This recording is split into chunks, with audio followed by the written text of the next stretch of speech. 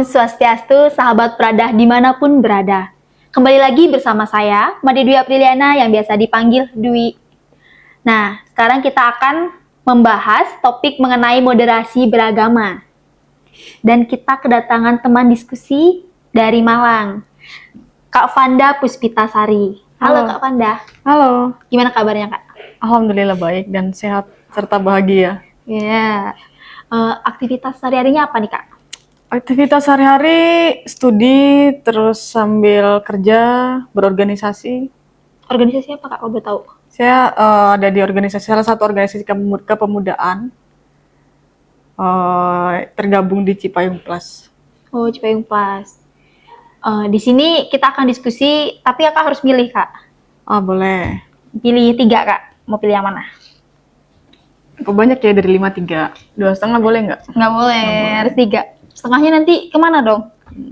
Pilih yang di depan saya aja ya. Iya, boleh. Kasih ke saya aja Kak. Oke. Iya. Nah, di sini ada 3 yang dipilih. Jadi kita pilih yang gotong royong. Nah, jika gotong royong kan ini topiknya kita moderasi beragama. Kalau Oke. dikaitin gotong royong sama moderasi beragama itu gimana Kak? Kan yang saya ketahui dari pengalaman dan berbagai literatur yang saya baca ataupun saya pahami itu, Indonesia ini dibangun berdasarkan asas gotong royong. Dulu sebelum terbentuknya Indonesia juga, Nusantara itu dijalankan dengan asas gotong royong. Dan bahkan dalam lingkup yang lebih luas, alam semesta pun bekerja secara gotong royong. Artinya apa?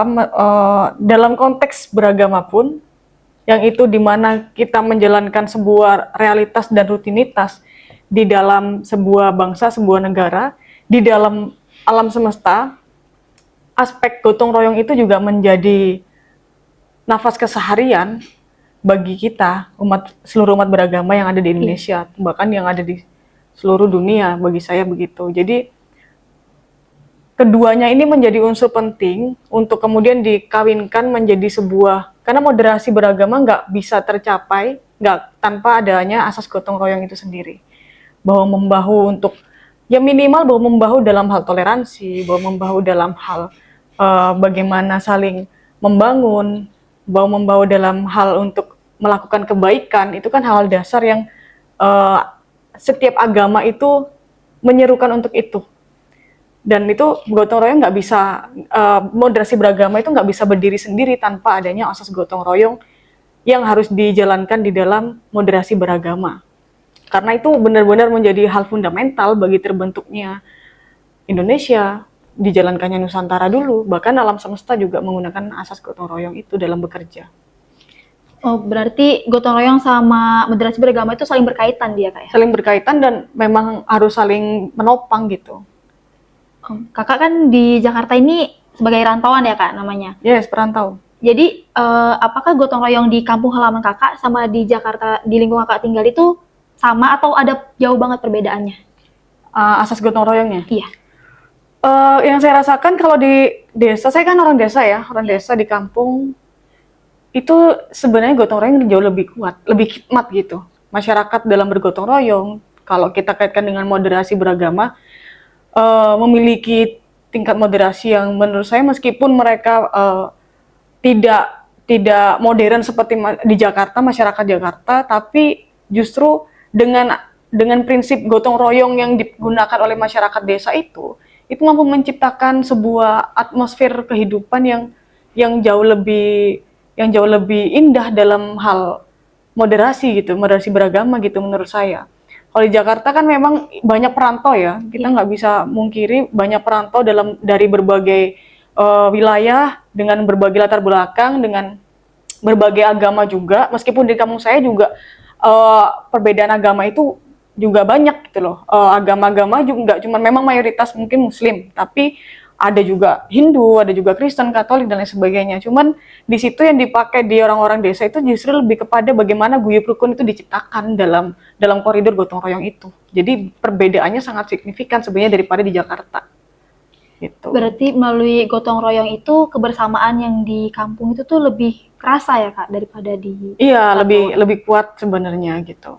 Oh iya, kan berbicara gotong royong dan moderasi beragama. Jadi kan itu merupakan di Indonesia namanya Nusantara ya Kak, banyak beragam suku, ras, agama, sehingga kita bisa bergotong royong untuk kebersamaan. Nah, berbicara tentang Nusantara nih Kak, gimana pandangan Kak tentang Nusantara saat ini? Apakah ada perbedaan dari Kakak kecil sampai Kakak besar sekarang? Ya, perbedaan yang menurut saya itu dulu saya memahami Nusantara itu hanya waktu kecil ya, hanya sebatas sebuah sebuah apa cerita-cerita yang ada di sekolah kita dulu kan diajarin di sejarah itu bagaimana Nusantara terbentuk dan lain sebagainya itu hanya kita diajarkan untuk paham bagaimana Oke. unsur-unsur kerajaan, terus sejarah kerajaan ini, kerajaan itu, hanya diajarkan terkait itu, tapi nggak pernah diajarkan terkait bagaimana sih kehidupan Nusantara itu, baik pada masa Indonesia belum terbentuk, masih pada masa Nusantara itu, bagaimana kehidupan masyarakat Nusantara seperti apa sebenarnya gitu. Itu kan kita minim sekali diajarkan di bangku-bangku pendidikan. Kita hanya taunya Kerajaan Majapahit sejarahnya bagaimana, Kerajaan Kutai sejarah bagaimana, dan lain sebagainya, bagaimana mereka berkonflik kan seperti itu. Tapi hal dasar fundamental yang bagaimana itu mewarnai atmosfer kehidupan masyarakat secara luas itu nggak pernah diajarkan di bangku sekolah. Yang saya terima itu nggak seperti itu gitu dulu kan. Jadi kalau dengan sekarang itu akhirnya mau nggak mau kesadaran untuk menjalankan prinsip-prinsip kehidupan Nusantara dari menurut saya ya itu semakin apa ya persentasenya itu nggak cukup baik menurut saya. Apalagi kita ngomongin anak muda misalnya nih ya, anak muda sekarang siap contohnya dalam hal sejarah deh, sejarah Nusantara. Seberapa anak muda yang memahami sejarah Nusantara pasti nggak secara hitungan angka nggak cukup besar juga, apalagi dengan bagaimana sih sebenarnya kehidupan Nusantara dulu, bahkan sebelum mereka dengan adanya berbagai agama, bahkan tidak adanya agama yang tidak yang tidak diakui oleh sekarang yang ada di undang-undang, misalnya kayak entah Kejawen, entah Sunda Wiwitan dan sebagainya. Itu kan kehidupan seperti itu, bagaimana mereka bisa bertoleransi, memiliki tingkat toleransi yang tinggi gitu. Hal-hal yang seperti itu yang menurut saya juga mulai tidak dipahami oleh kita generasi muda saat ini gitu loh. Perbedaannya di situ menurut saya. Berarti sekarang itu mereka kayak kurang melek untuk melihat di sekelilingnya bahwa toleransi itu perlu gitu ya Kak. Nggak harus yang agama yang diakuin sama negara pun. Jika mereka menganut keyakinan kayak Kejawen tadi, kita juga harus saling mentoleransinya gitu. Iya, jadi akibat dari kemudian proses pengetahuan yang diajarkan dari kita sekolah masih kecil dulu hanya sebatas katakanlah kulit ya. Itu sampai kita besar, kalau kita tidak mau membangun kesadaran yang kita belum miliki atau pengetahuan yang belum kita miliki terkait kenusantaraan tadi, maka itu akan terbawa kepada itu tadi. Akhirnya menganggap bahwa yang di luar agama yang diakui, maka itu tidak disebut sebagai keyakinan gitu, tidak disebut sebagai agama bahkan gitu, bahkan dianggap sesat lah, dianggap kafir lah, dianggap apalah macam-macam, ateis lah, kamu nggak punya agama gitu kan, agnostik lah, percaya Tuhan nggak punya agama misalnya. Nah, hal-hal itu yang kemudian menyebabkan itu gitu loh, yang menurut saya dari kesadaran yang kurang dibentuk secara maksimal mengenai ya kenusantaraan, keagamaan dan sebagainya, karena kita kan di Indonesia ini unik ya. Ngomongin Nusantara ini kan, apalagi di konteksnya moderasi beragama ini kan nggak cuma agama yang diakui oleh negara gitu, tapi ada agama-agama lain yang tadi saya singgung, dan itu mengajarkan sebuah falsafah kehidupan yang luar biasa sebenarnya mengenai toleransi. Mereka udah selesai penganut itu gitu loh, udah selesai, udah nggak pernah ngomongin kamu haram ini, kamu kafir, kamu alim dan lain sebagainya, kamu sesat, udah nggak pada fase itu, tapi bagaimana pada fase menjadi manusia yang berkualitas dan berkesadaran gitu kan. Nah, menurut saya itu yang menarik untuk kita pahami sebagai anak muda, supaya karena dampaknya signifikan gitu ketika kita memahami tidak pada dagingnya, apalagi konteksnya misalnya moderasi beragama, maka ini akan terbawa kepada perpecahan misalnya kalau tidak memiliki kesadaran yang bagus.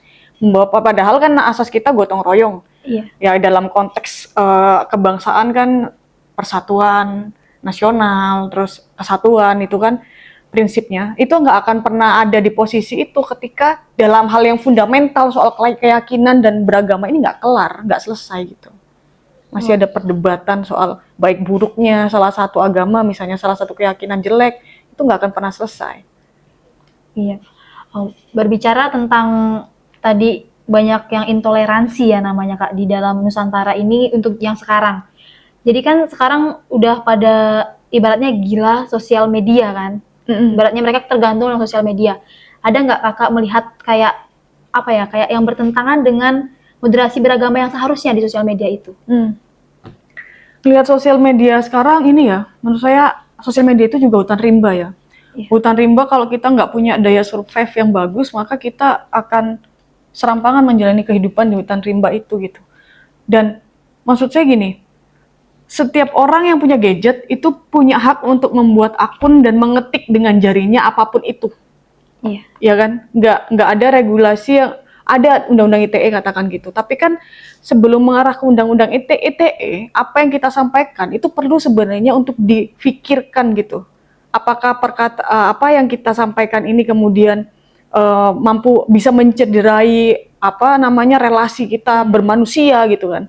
Nah itu yang menurut saya minim gitu, karena sekarang kita dunia itu nggak bisa dilepaskan dari sosial media kan, perkembangan teknologi yang juga pesat. Indonesia itu juga menjadi penduduk yang menggunakan sosial media sangat tinggi, cuman dengan literasi digitalnya yang minim.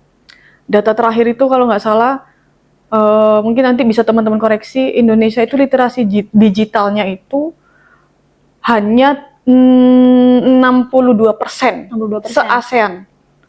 Padahal negara-negara ASEAN lainnya itu minimal 70% literasi digital. Korea aja udah 90 sekian persen. Berarti di sini minim banget. Berarti Indonesia itu negara dengan literasi digital terburuk se-ASEAN. Jadi wajar ketika kita menemukan netizen itu dengan ketikan-ketikan yang nyelkit banget, sakit gitu kan, barbar dengan bermedia sosial dengan cara barbarisme itu kita temui banyak di Indonesia juga. Itu menjadi konsekuensi dari minimnya literasi digital itu tadi gitu. Yang akhirnya itu sebenarnya kan muaranya kepada literasi secara umum kan. Iya. Mau membaca enggak gitu. Membaca kan enggak, memang buku penting tapi enggak hanya dengan buku membaca itu. Misalnya ada berita satu isu, kita kenali nggak ini sebenarnya isu seperti apa gitu kan. Kita mau memahami, menilik lebih dalam nggak isu seperti apa sebelum kita menulis gitu, mengetik gitu kan. Nah itu yang menurut saya minim, sehingga di sosial media pun perdebatan, pertengkaran, dan bisa memecah belah mengenai soal agama ini juga potensinya selalu besar tinggi, gitu loh, selalu tinggi gitu. Karena itu tadi, minimnya literasi secara umum, literasi digital kita juga minim, sehingga asal ngetik. Nggak difilter filternya udah bukan nggak difilter karena nggak punya filter ya. Iya. Kalau nggak ada pengetahuan di dalam isi kepalanya, bagaimana mau memfilter gitu kan. Jadi yang paling penting dalam agama menurut saya itu, agama itu akan menjadi dogma tanpa didampingi dengan pengetahuan. Tapi kalau kita beragama dan juga kita berpengetahuan atas agama itu, atau berpengetahuan atas hal-hal lainnya, ilmu-ilmu lainnya, maka itu bentuknya adalah kesadaran. Nah, kesadaran ini yang kemudian bisa meningkatkan kualitas manusia itu sendiri. Tapi kita juga diapresiasi di dunia internasional. Israel itu takut sama netizen Indonesia gitu, karena barbarisme tadi. Karena barbarisme netizen Indonesia itu juga satu poin plusnya itu Israel khawatir dengan yang saya baca ya, itu Israel ampun dengan netizen kita. Tapi apakah kemudian hal itu bisa menjadi sebuah guidance untuk ya udah biar netizen Indonesia barbar aja, kok itu bisa melawan Israel, kok Israel aja ampun dengan netizen Indonesia, itu kan nggak bisa dijadikan tolak ukur. Iya, tetap aja kalau sesuai konteks lah, kalau mau melawan Israel silakan menjadi barbar misalnya gitu kan. Kalau misalnya dalam konteks kita bermedia sosial, apalagi singgungan agama, tolong hati-hati gitu. Kayak generasi sekarang nih Kak, banyak banget gitu loh yang mereka komen-komen aja, tapi mereka tuh nyatanya kosong ya. Benar kata Kakak tadi, agama tanpa pengetahuan cuma dogma aja gitu kan. Berarti generasi sekarang itu sangat minim untuk literasinya, untuk mereka pengetahuannya untuk diterapkan dengan benar. Mereka kebanyakan tuh kayak mendapat info tanpa menyaringnya untuk menyebarkannya lagi gitu ya Kak. Ya, saya sih juga termasuk yang mungkin masih proses untuk meningkatkan literasi saya ya. Kita kan, Dwi dan aku mungkin masuk dalam golongan generasi yang Iya. 62% itu kan, Iya, kita betul. kan menyumbang itu gitu loh. Cuman kan yang paling penting di sini ketika kita sadar bahwa oh ya kita lemah di literasi, bagaimana kita meningkatkan literasi itu minimal untuk diri sendiri deh. Kalau kita pusing mikir, oh dalam konteks negara kebangsaan terlalu luas, minimal berliterasi untuk meningkatkan kualitas diri sendiri dan kesadaran gitu kan. Dan memang sih, karena faktanya kan kita kadang lihat judul share gitu ya. Iya, Lihat judul betul. share ya nggak sih? Iya. Kan benar. trennya sekarang gitu ya. Nah itu salah satu bentuk sebenarnya kita juga cerminan dari kita minimnya literasi. Oh ini nggak tahu isinya apa, udah mengutuk gitu. Baca Iya, mungkin benar. sepenggal, udah mengutuk tuh. Udah langsung ikut komen. Udah ngutuk, udah ngomen, terus apalagi nge-share, mencari sekutu untuk menyerang gitu kan. Nah Iya, itu benar. banyak sekali juga kita jumpai kan. Berarti kita itu kayak misalnya di sosial media TikTok nih yang paling tajam sekarang kan Kak. Sebelum kita tahu dari mana sumbernya, kita jangan asal komen. Kita harus bisa menanamkan dari diri kita dulu, baru kita ngomelin orang lain gitu ya. Kita bener nggak perbaiki dulu diri kita, baru kita nilai orang lain. Misalnya banyak banget kan sekarang komenannya yang nggak baik, ikut-ikutan komen, tiba-tiba ngeliat diri kita, sama aja kayak itu gitu kan. Jadi harus bisa memfilter apapun itu yang kita dapat dan perbaiki diri zaman sekarang ya Kak. Ya, yang paling penting menurut bagi saya itu kesadaran ya. Kesadaran. Di orang punya pengetahuan tapi tidak menyadari pengetahuan itu juga akan disalahgunakan. Banyak orang pintar gitu, banyak orang cerdas gitu. Tapi kemudian ketika itu nggak dibarengi dengan kesadaran, akhirnya akan jadi perilaku yang negatif. Menjatuhkan kadang malah ya Kak. Menjatuhkan atau mungkin kita gini, misalnya nih contoh, ada istilah gini, koruptor itu pintar semua loh orangnya. Karena dia yang pemegang regulasi, dia menentukan regulasi, kebijakan dan sebagainya misalnya gitu ya, ada bahasa gitu. Tapi kenapa korupsi? Iya. Nah itu kan kalau kita tarik kepada soal kesadaran tadi yang ingin saya bahas, banyak orang pintar tapi kalau tidak dibarengi dengan menyadari pengetahuan itu, maka itu akan menjadi perilaku yang tidak baik gitu kan. Tapi ketika sekecil apapun pengetahuan yang kita miliki, tapi kita menyadari pengetahuan itu, maka akan terwujud dalam perilaku yang baik juga. Kira-kira gitu menurut saya. Berarti intinya kesadaran diri itu penting zaman sekarang ya Kak? Iya. Contohnya gini deh, kasus sehari-hari. Kita perempuan, sama-sama perempuan nih kebetulan kan. Kekerasan seksual tuh banyak loh di Indonesia. Iya. Tinggi persentasinya. Yang kemarin baru-baru saya ingin singgung Vina sebelum 7 hari. Iya betul. Itu kurang keji apa manusia 11 orang itu. Mereka nggak akan terima dalam pemahaman mereka nggak akan terima ketika itu terjadi kepada keluarganya. Itu nggak akan terima. Mereka punya pemahaman itu bahwa aku nggak mau ketika keluargaku juga digitukan. Iya. Tapi kenapa mereka memperlakukan orang seperti itu? Karena dalam hal mereka semua beragama kok, ya kan? Kalau kita ngomongin agama, mereka semua beragama. Tapi apakah mereka beragama itu menggunakan kesadaran? Kalau beragama menggunakan kesadaran kan jelas. Saya Muslim ada istilah bahwa Al-Baqarah 115 itu Tuhan ngomong, di kemanapun kamu melihat, disitulah wajahku. Saya melihat Dwi, itu adalah saya dalam bentuk yang lain. Iya. Dwi juga percikan Tuhan. Betul. Saya nggak mungkin nyakitin Dwi gitu. Jadi siapapun yang kita lihat, entah alam semesta berserta isinya, manusia, tumbuhan dan lain sebagainya, ketika kita menyadari bahwa ini semua adalah punya kesadaran ya, ketika kita punya kesadaran bahwa ini semua adalah percikan Tuhan, bagian dari diri kita dalam bentuk yang lain, kita nggak akan menyakiti mereka kok, nggak akan menebang pohon sembarangan misalnya, nggak akan merusak lingkungan kok, apalagi memperkosa orang, membunuh lagi. Langsung dibunuh. Itu nggak akan terjadi ketika agama dibarengi dengan kesadaran. Tapi sayangnya di film Vina itu tuh mereka kayak itu termasuk hilang kendali atau gimana itu Kak? Kan mereka dengan sarkasnya memperkosa, membunuh, dan mereka beragama semua. Berarti di saat itu mereka kehilangan kendali atau mereka malah tidak sadar dengan agamanya. Sebenarnya itu kajiannya panjang ya. Itu ada korelasinya dengan patriarki, dengan relasi kuasa laki-laki dan perempuan, adanya dan lain sebagainya lah. Itu bisa dianalisisnya ke sana. Cuma tadi yang ingin saya singgung adalah ketika kita menyadari, kita memiliki kesadaran sebagai manusia, apalagi kita ngomongin konteks agama, maka itu nggak akan pernah terjadi hal-hal yang kemudian itu bisa melukai diri kita sendiri gitu loh. Kalau saya percaya si Dwi adalah bagian dari saya, bagian dari percikan Tuhan, maka ketika saya melukai Dwi, saya juga akan terluka. Iya betul. Sederhananya kan gitu. Iya. Gitu loh. Di dalam Hindu juga ada namanya tatuamasi. Aku adalah kamu, kamu adalah aku. Yes, itu. Nah, yang kedua nih Kak, kita bahas budaya lokal. Kakak kan pasti pernah kecil dong. Nggak langsung gede. Masa gede ya langsung. Iya. Kakak, pengalaman kakak waktu kecil tentang budaya lokal itu apa aja yang pernah kakak lakuin? Banyak ya kalau budaya lokal. Pasti setiap daerah punya budayanya masing-masing. Tapi saya mau tarik ke karena budaya masih kecil ya. Karena masih kecil pasti anak kecil kan senangnya main-main. Iya. Saya mau tarik ke sana aja ya. Banyak sekali ketika saya kecil itu mainan ala anak-anak Jawa itu. Apa itu misalnya nggak tahu ya, kamu tahu Globak Sodor nggak? Gobak Sodor. Globak Sodor yang itu kayak dijaga-jaga. Iya, itu kita Iya. main bahkan sampai maghrib tuh. Habis maghrib mulai lagi dari jam 8 sampai jam 9. Biasanya gitu kalau Sabtu Minggu. Nah, di daerah-daerah lain pasti ada juga permainan dan yang seperti itu mungkin dengan nama yang sama, yang berbeda. Sodor kalau aku taunya.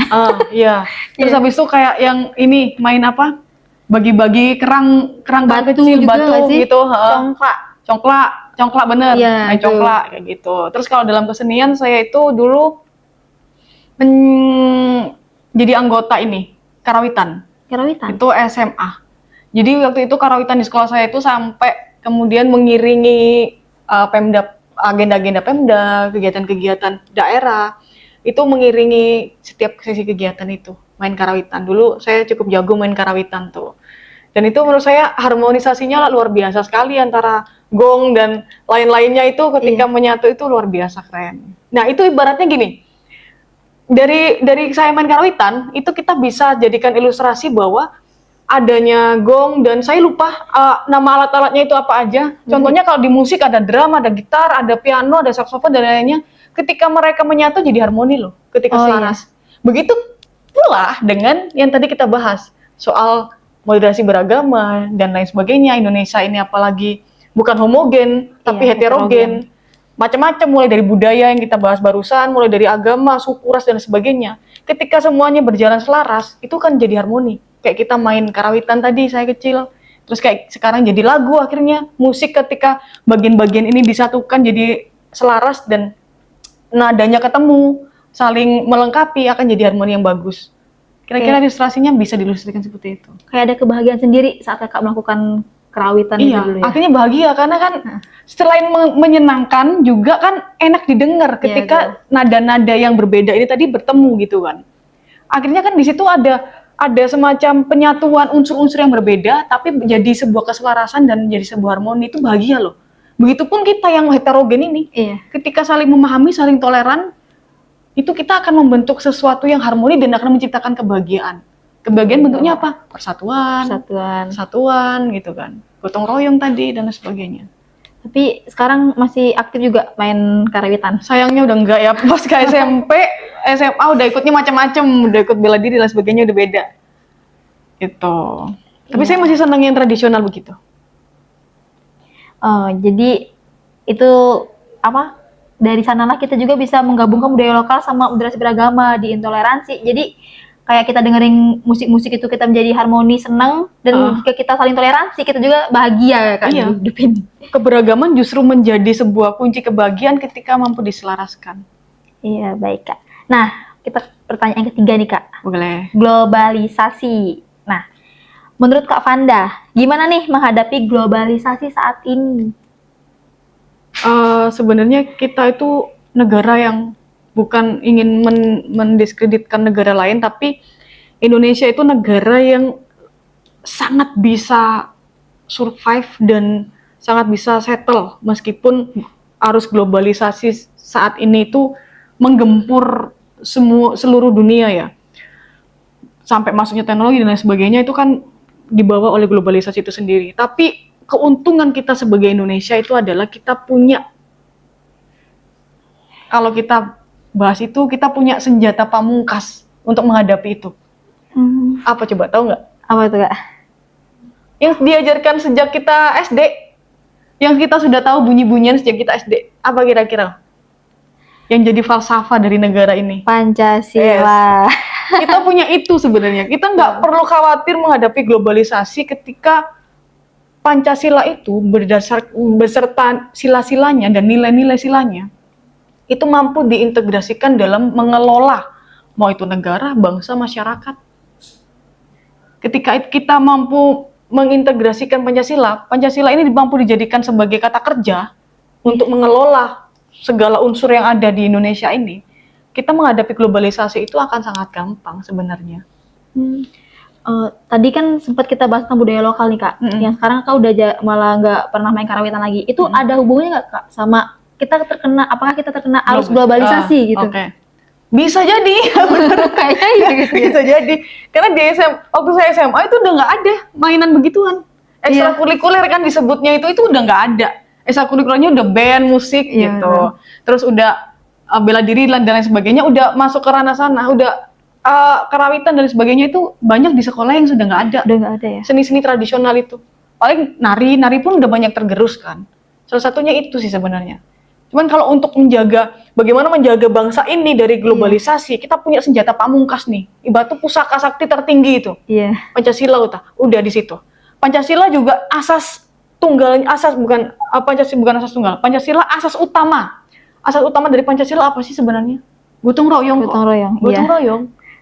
Gotong royong. Udah itu ketika kita udah punya senjata pamungkas tadi itu, yang paling sakti itu, kita bisa memanajerial bangsa, negara, masyarakat meskipun globalisasi masuknya seperti apapun. Selama nilai-nilai Pancasila itu tadi bisa menjadi kata kerja. Diimplementasikan. Diterapkan. Ya, ketuhanan yang Maha Esa. Ya sudah.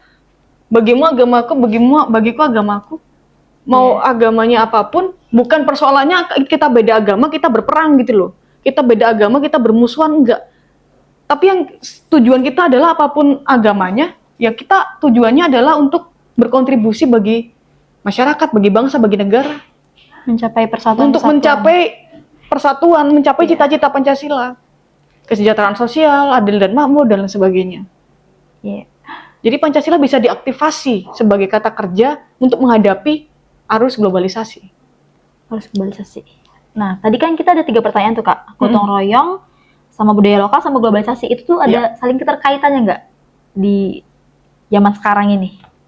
Masih relevan nggak sih gotong royong di globalisasi, budaya lokal di globalisasi? Apakah mereka bener-bener yang kayak budaya lokal bener-bener hilang atau masih ada, dan gotong royong gimana itu? Oh ya, sebenarnya masih ada banyak. Maksudnya nggak tergerus lah sebenarnya. PR kita kan adalah melestarikan itu kan. Nggak masalah budaya lokal itu ketika dikawinkan dengan dengan modernitas hari ini, itu nggak jadi soal. Bagaimana kemudian kita bisa mengekspos budaya lokal menggunakan bantuan globalisasi, itu bisa sekali melalui apa? Teknologi. Dunia perlu tahu nih soal Indonesia punya ragam tarian, pete misalnya. Enggak itu deh. Dunia perlu tahu Indonesia punya batik misalnya. Itu batik terasosiasi sebagai milik Indonesia melalui apa? Melalui globalisasi juga. Globalisasi. Jadi nggak masalah ketika globalisasi itu bisa kemudian dijadikan sebagai sebuah instrumen untuk memberi keuntungan bagi kita. Bagi yang tadi saya sebutkan, Pancasila harus menjadi kata kerja. Itu semua akan bisa. Salah satu Pancasila menjadi kata kerja kan salah satunya itu. Bagaimana menjunjung tinggi persatuan misalnya. Dunia perlu tahu bahwa kita itu prinsip dari Indonesia itu gotong royong. Gotong royong, iya. Misalnya, dunia perlu tahu bahwa Indonesia ini sangat toleran gitu loh. Kita bisa mengasosiasikan toleransi gotong royong juga menggunakan bantuan globalisasi misalnya gitu. Berarti kita tuh jangan pernah melupakan Pancasila karena itu merupakan fondasi untuk kita menghadapi globalisasi saat ini ya Kak? Haram hukumnya melupakan Pancasila. Kan banyak tuh yang kayak apa ya, mereka apal doang, kadang nggak bisa nerapin, kadang nggak apal, gimana menerapin gitu kan ya sekarang. Itu kesalahan pendidikan kita menurut saya. Mohon maaf ya, sorry to say, tapi harus disampaikan itu. Iya. Pendidikan kita kan taunya hafal Pancasila nggak? Iya, apal. Pernah nggak kita ditanya, pernah nggak menjalankan Pancasila? Enggak, pas tanya hafal nggak Pancasila gitu. Aktivasi kata Pancasila sebagai kata kerja, sebagai sebuah hal yang harus dilakukan, itu nggak diajarkan kita bahkan di dunia pendidikan. Yang penting kita hafal Pancasila udah kelar, Iya. udah bagus gitu kan. Tapi itu nggak di breakdown bagaimana ketuhanan yang Maha Esa, bagaimana sampai menjadi kesadaran tadi. Kita hanya tahu tapi nggak menyadari Pancasila itu apa. Akhirnya ya jadi saling mengutuk berbeda agama, Iya. terus saling adanya banyak kasus-kasus kekerasan dan lain sebagainya. Globalisasi juga membawa misalnya paham-paham, contohnya paham apapun lah. Soal, saya ambil contoh sampel kesetaraan gender, feminisme dan lain sebagainya. Itu kan bisa nggak kemudian ini dipakai di kita untuk membentuk kesadaran? Bisa, sangat bisa. Iya. Kenapa perlu adanya pemahaman kesetaraan gender, feminisme? Ya, orang sampai saat ini Indonesia masih banyak banyak fenomena ataupun realitas sosial yang itu kemudian dialami oleh perempuan sebagai pihak yang paling dirugikan kok. Iya.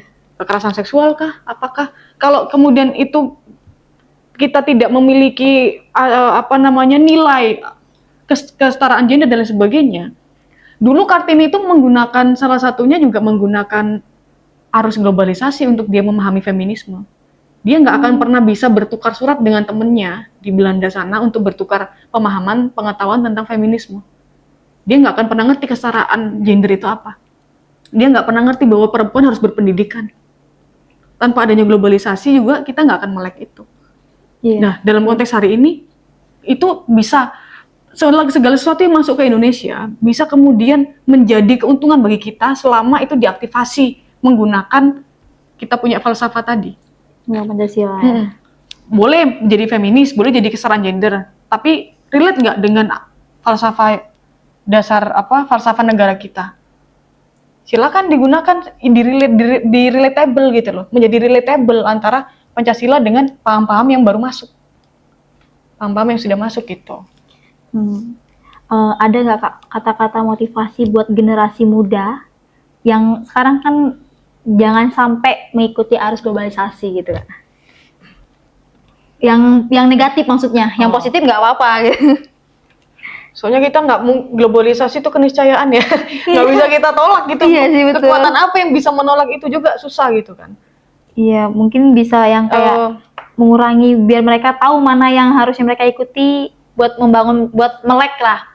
Mereka biar melek, oh ini nih yang harus gue ikutin, ini nih yang nggak harus gue ikutin gitu. Sebenarnya dalam globalisasi nggak harus ada fatsun tertentu ya, nggak harus ada mazhab tertentu yang kemudian menjadi pedoman. Tapi yang menurut saya penting itu adalah balik ke tadi, ketika kita mau menjadi manusia seperti apa itu ditentukan oleh kita mau memprogram diri kita seperti apa.